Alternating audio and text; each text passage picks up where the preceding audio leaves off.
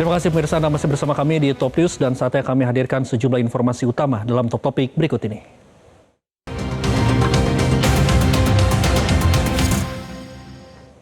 Kita ke Top Topik yang pertama pemirsa, jelang kepulangan 9 warga negara Indonesia yang tergabung dalam misi kemanusiaan Global Sumut Flotilla 2.0 pada Minggu sore, Duta Besar Palestina untuk Indonesia Abdel Fattah al-Satari menyatakan akan menjemput langsung para pejuang kemerdekaan Palestina dari Indonesia tersebut. Berikut informasinya, tunggu apa lagi bersama Katauma.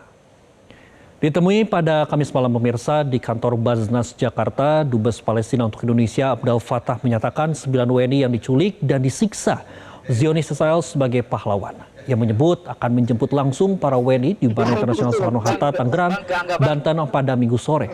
Bagi Abdel Fattah, 9 warga negara Indonesia ini telah diberkati karena berhasil masuki wilayah Palestina yang diduduki secara ilegal oleh Zionis Israel. Ia sangat mengapresiasi dukungan WNI yang tergabung dalam GSF 2.0 karena rela meninggalkan Indonesia demi membela kemerdekaan Palestina. Ia juga mengutuk aksi Menteri Keamanan Nasional Zionis Israel Itamar Ben-Gvir yang telah menyiksa seluruh aktivis kemanusiaan dengan keji dan tak manusiawi. Those people is blessed and we should stand with them. And the last time maybe I cannot sleep because I'm watching the news and I try to know what will happen with them. They are my brothers and they left their country Indonesia to go to Gaza. And they are not terrorist people as Israeli minister said. They take with them food, they take with them medicine, they take with them helping to the children of Gaza.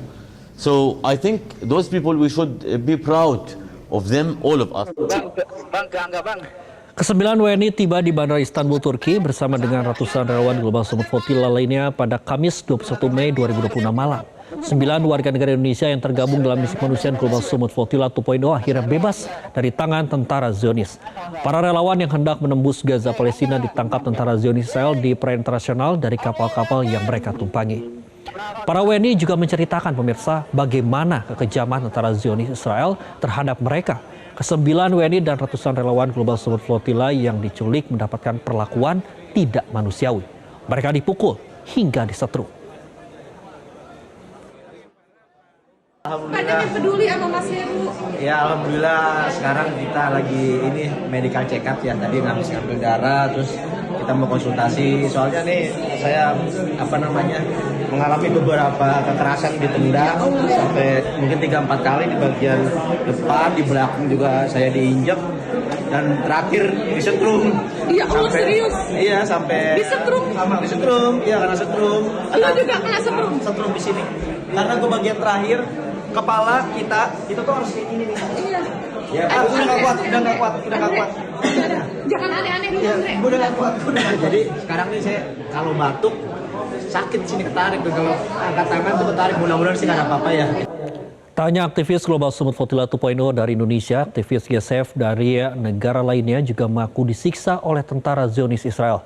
Bahkan salah satu aktivis GSF Prancis mengungkapkan ada belasan aktivis mengalami kekerasan seksual.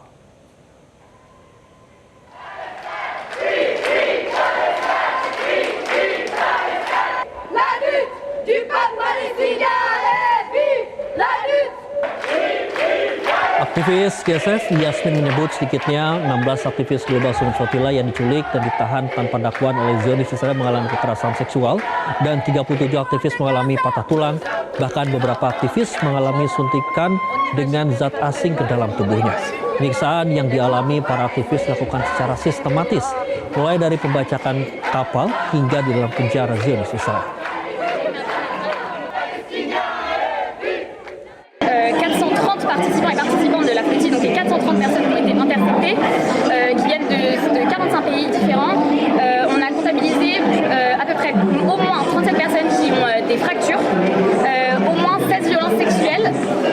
On a constaté une systématisation de l'utilisation des armes non létales, notamment ils utilisaient énormément les pistolets avec des petites billes de plomb, les tasers, le gaz, les chiens, les seringues, donc des personnes qui ont été piquées avec des seringues avec on ne sait quel produit. Sementara itu pemirsa, dua aktivis Global Sumut Flotilla 2.0 dari Italia yaitu Alessio Catanzaro dan Francesco tiba di negaranya pada Kamis malam. Mereka disambut oleh keluarga dan kerabat. Dalam peserta tersebut mereka juga mengaku disiksa oleh tentara Zionis ketika ditahan.